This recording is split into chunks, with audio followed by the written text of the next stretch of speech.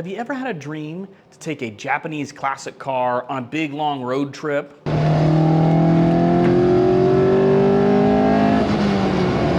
Nah, just me? Well, I did that in my AE86. This is what I call Project Cream Puff. Very recently I got this car running and driving and roadworthy, and I took it for a real test and went on a nice long road trip and actually a road rally. I did this a couple of months ago. I don't normally do content like this, so it took me a while to figure out how I wanted to put it together. So I hope you enjoy this. I got up early this morning to take Cream Puff and participate in a road rally. Now, I've never done one of these before, but the way I understand it is it's pretty much like a road trip on fun, twisty roads, but with extra steps and maths involved. Normally you have a co-driver or a navigator, but I don't because, well, I didn't get that figured out in time. So it's just me. I have to navigate, read some maps or some routes or something to get me from point A to point B and all the stuff along the way. So we'll see how it goes. The cool thing about this particular road rally is it's the Rising Sun Rally, and it's meant for Japanese classic cars. So my AE86 Cream Puff will fit in, hopefully, very well, and even with all of its rough cosmetic conditions. I made it here at the first checkpoint, got all of our paths and stuff. We actually have a book, a route map that essentially what's going to happen is there's different locations or different places to turn. Instead of having just like normal GPS, there's a logbook essentially that shows you, okay, go here, turn here, after this many miles, turn here, all this stuff. So that's how you're supposed to navigate. So it'll be interesting as me as a lone person trying to read that and drive. There's some really cool cars here, so this should be a lot of fun. It's really nice Supra here, R33 first gen DSM. Got this awesome Cressida here, AW11 MR2, first generation Celica, first generation RX-7, third gen, second gen, every generation of RX-7 here. Another Celica. And there's my 86 Cream Puff. Another FDRX-7. And I got some other old Toyotas over here, the Toyota Corona sedan. And then Toyota Corolla wagon. And then another Miata. A few more cars show up, so we got a nice two-tone S13, a kooky S14, another RX-7, FD RX-7 over here. At the back, this really nice white R34 Skyline. All right, an old RX-4 just rolled up, and this has a pretty neat story to it. So this was for sale in Canada. I think the owner, right back there, I think he's from Australia or New Zealand. Anyway, he flew out there, picked it up, drove it all the way back, and now he's in Arizona with it on this the Rising Sun Rally with this just amazing car. Picked it up in Canada, and I mean, he's driven it over 1,000 miles so far. That's just awesome. This is a really nice looking one too, really great condition. Like even the engine bay and everything is in really good condition. It's got a little bit, but that's really not bad at all. A lot of these cars just end up rusted out. I don't know why. A lot of the older Mazda RX 2s, 3s, and 4s just, I don't know, they don't seem to hold up very well to the elements over the years, and I don't think they were very high production cars, so a lot of them just kind of fell apart, making something like this extremely rare. And I love that it's got these rear window louvers mounted on the inside. I've seen a couple of old RX 2s, 3s, and 4s with that style of rear louvers. Right, okay, so this is my map. I've got to read it as I'm driving, and it's getting hot. Oh, it's a good thing I've got working air conditioning because it's getting a bit toasty. Well, hopefully once we hit the mountains, it'll cool off a bit, but we'll find out here. Yeah. All right. I'm a bit concerned. My fuel gauge says I've got 3/4 of a tank, but I just topped it off and it was totally full. But they have opted to send the modern cars first. So we are the slow, older cars going last. All the carbureted stuff, and then my 8.6 with my Beams 3SGE power I'm following behind the RX-4. I think I would rather be behind somebody he's got a co-driver, so I'm gonna mooch off of them a little bit and chase them to see if I can just kind of stay on route and cheat a little bit. Now I got the AC going, it feels real nice. Oh, big bump. The first bit of this drive is gonna be pretty boring. We're just getting on the highway to get to the twisty road. So I guess let's just fast forward through that.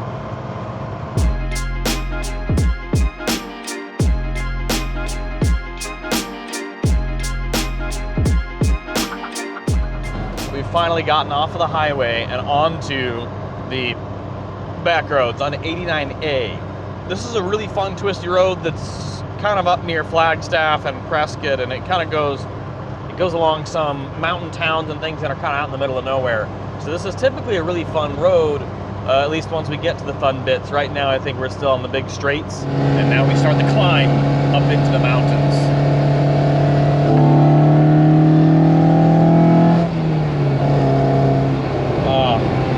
Those ITBs sound so good at wide open throttle.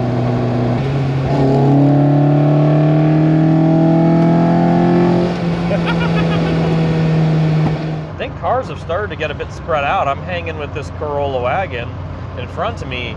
The RX-4 pulled off to get gas, I think a while back, gas and drinks and snacks or something, but I don't see another car on the rally in my rear view. I don't see one ahead of the Corolla, so I'm not sure how spread out we are now. Looks like I spoke too soon. There's one of the first-gen Celicas catching up and passing us. As fun as this has been cruising with this other Corolla wagon, I think it's about time that we changed it up. I think I'm going to try and pass him and then hang out with that first-gen Celica. They seem to know what they're doing. And they're cruising at a little bit faster pace, and I kind of like the idea of going a little bit faster. I think this Corolla has the original engine in it, so it's not necessarily the quickest thing out there, or most powerful thing.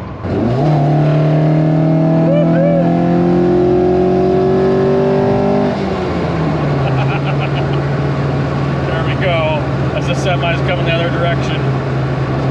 First gen Celica up there, cresting the top of the hill.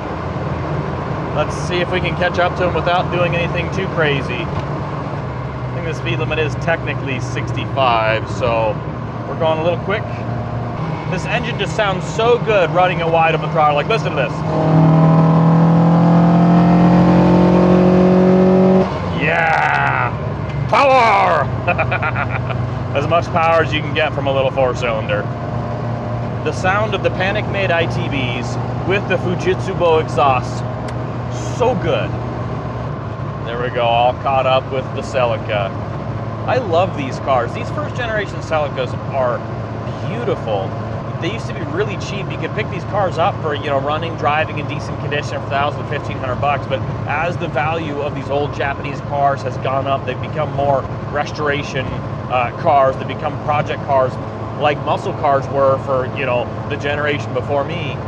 The value of them has gone up significantly. So for a good condition first generation Celica, you're spending a lot of money, or at least a lot of money compared to what they used to be. Oh, he's gonna stop and take a picture. Yeah, that's a great spot. I should probably do something similar. Oh yeah, look, here's another spot right here. Whoop! Yeah, let's get the camera out and go take a picture right here up in the mountains. This is cool. What a great car this is. I am really enjoying this road trip. Now, don't get me wrong. It's not perfect for stuff like this.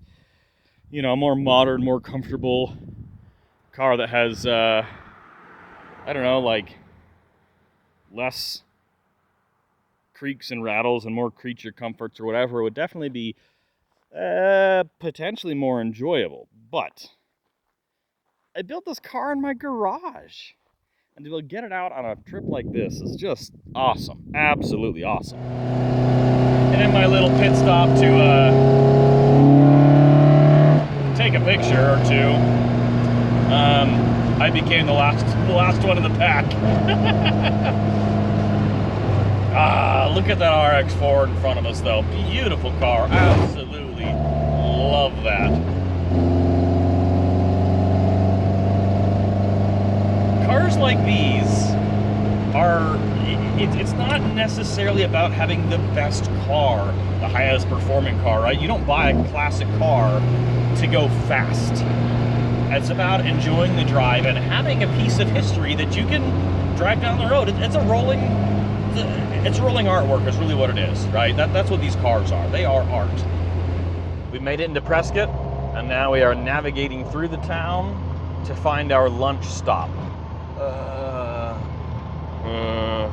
We made it to the halfway point. This is like a community center out of the way because the entire city of Prescott's so locked down with that, you know, marathon and or whatever it is, and the trunk or treat stuff in downtown. So we're out kind of in the outskirts in a neighborhood and just well, hanging out. I think we got some finger food because it's about lunchtime, and then once we regroup with everybody, we'll take off again and go to the next leg of the journey.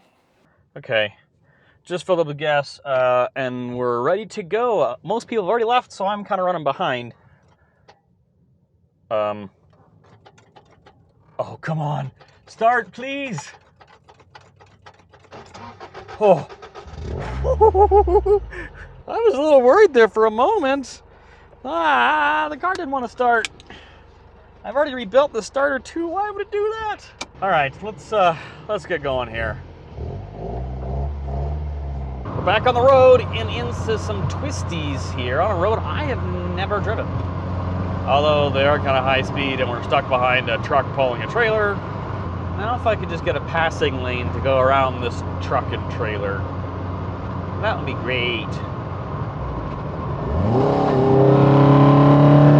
There we go.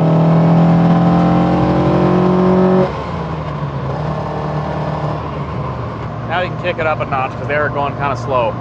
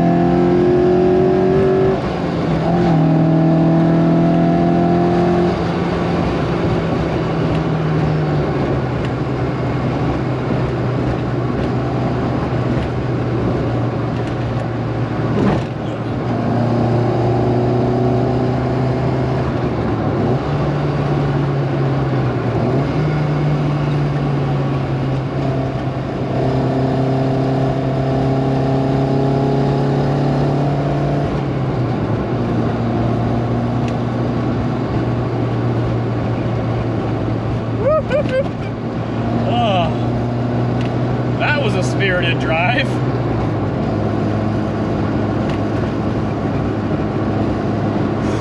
Gotta turn the AC back on. I am getting hot and sweaty. Well, that was a lot of fun. This is a really cool road. I've never been on this, and there isn't any traffic compared to the road we were driving earlier today. There's no traffic, no cops, no nothing. So it's just been A lot of ups and downs and lefts and rights. My brakes are a little cooked, and I think so with the rest of the old cars. The RX-7s, the FD RX-7s kept going, but we decided, let's pull off. We got small brakes, small tires, small things. Let's let the cars cool off for a minute before we keep going. But man, that was awesome. I think we're gonna get back on the road now. The cars cooled off a little bit, things seem to be okay, and we'll get to the final spot. We made it.